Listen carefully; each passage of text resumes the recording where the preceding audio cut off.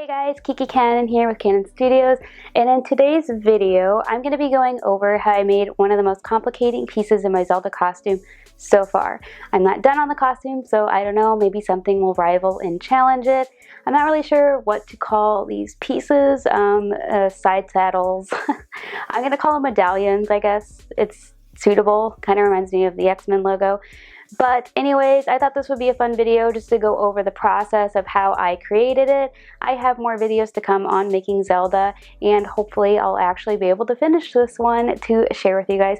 So anyways, thank you guys for sticking around, and I hope you enjoy the video. So let's go ahead and get started.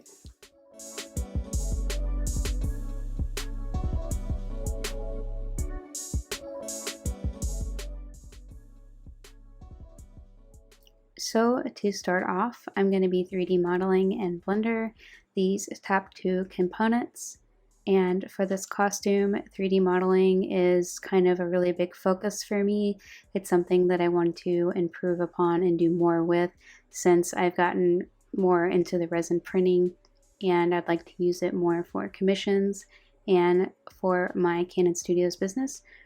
So this costume has really helped me in a lot of ways, and I definitely feel more comfortable 3D modeling in Blender, and I plan to release some more tutorials when I have some time in Blender for anyone who is interested. So for the long dangling pieces, I just call them charms. I decided not to resin print them just because they are so long, the prints would take forever, and there's just so much room for distortion. I decided to use some of the other skills I know to go ahead and make it from scratch and do a molding cast. So for these, I created vectors, and then I cut them out with a laser into 3 different pieces of wood, which I glued together. And I'm just fixing the top piece to glue back on. There's going to be 17 charm pieces total, so I wanted them to all look pretty much the same without too much distortion. So after a lot of sanding and primer, I was able to get the final piece finished, and I was able to create my 2-part mold. And if you're interested in other processes like molding and casting, I do have tutorial videos on my page, so feel free to subscribe. And if there's any more videos you'd like, just let me know.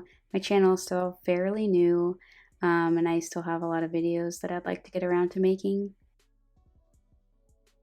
So I didn't really make my mold super pretty or anything because I'm literally just using it for this. And because I already carry this material in my shop, it's just something that I don't really mind using for my cosplay because I have to use it in a certain amount of time anyway because it will be wasted. So I didn't really necessarily buy it for the costume. It's just something that I already have, and I don't specifically use a lot of this material in a short amount of time. So to prevent it from going bad, I like to try to find other uses for it, which I think this is a way better alternative than resin printing, and then I don't have my machine running for 20 hours on a print that has a really high probability of failing because of how these pieces are. So I did work with a new resin on these, and I wasn't familiar with it as much as some of my other resins. So I definitely had more of a uphill battle with just some of the issues I was having with it. So it did take me a little bit longer with cleanup and fixing a lot of bubbling and stuff. I guess I could have casted new ones, but I was stubborn and I wanted to just keep the ones I had and just make it work. And then I did a lot of priming after the cleanup, which took a while. And for whatever reason, with this costume, the smallest things I keep struggling with. I'm not sure why. Paint specifically has been just a struggle. So after that, I rounded these pieces so that there's no sharp edges so they can move freely. And now my pieces that they're going to be capped into, I have resin printed right here. So here is the second pieces printed, and then the top and the second pieces. And like I said, it's primarily based on the Super Smash Bros. Zelda, but I am doing a mashup and adding my own elements. That's why it does look a little different.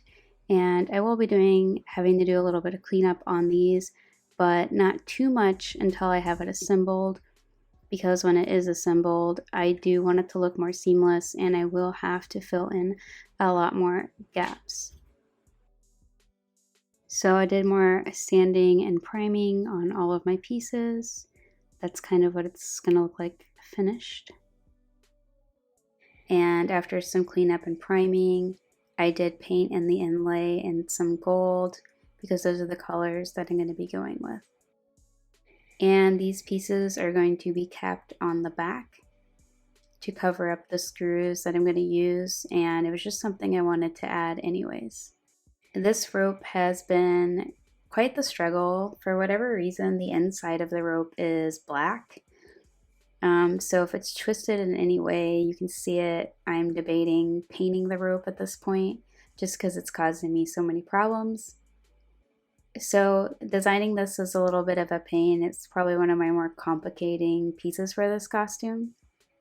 And getting this all to kind of work together how I imagined in my mind. But I did get it to work and look how I want.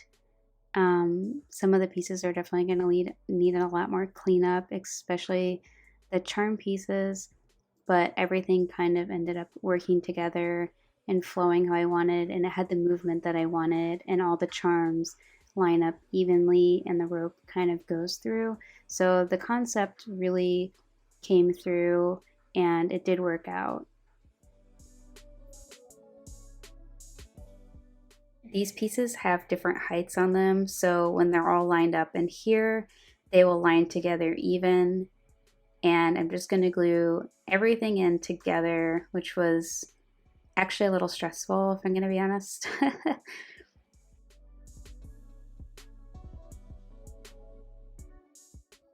And I kind of carefully got everything in there.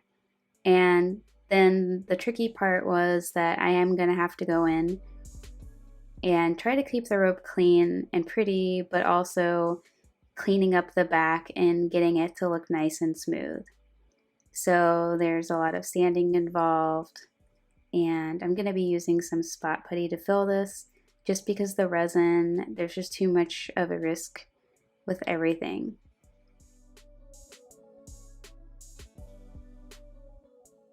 And some careful sanding. I have my other pieces kind of protected from the dust and any of the paint, hopefully.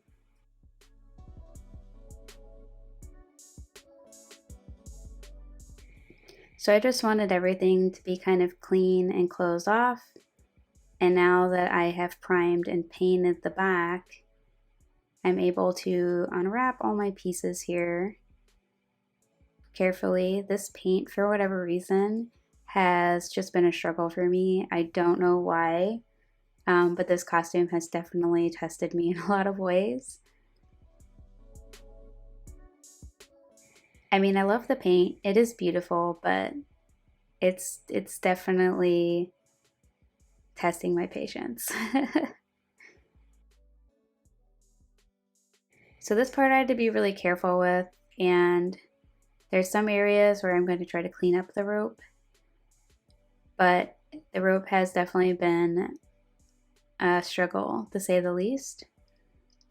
And try not to cut any of the fibers on there, and getting it to look as clean as possible. But I think I can go in and fix it. And if I can't, worst case scenario, I paint the rope, which is something I've thought about. So now I'm painting the bottom pieces, the inlay front and back for these. And one thing I'm not going to be able to get to in this video is I have these circular slots, and that's going to be where gems are going to go. So I'm going to drill a screw in the back to help secure the center rope so that these pieces don't slide around. And then I'm going to sew it into a belt that it will hang from.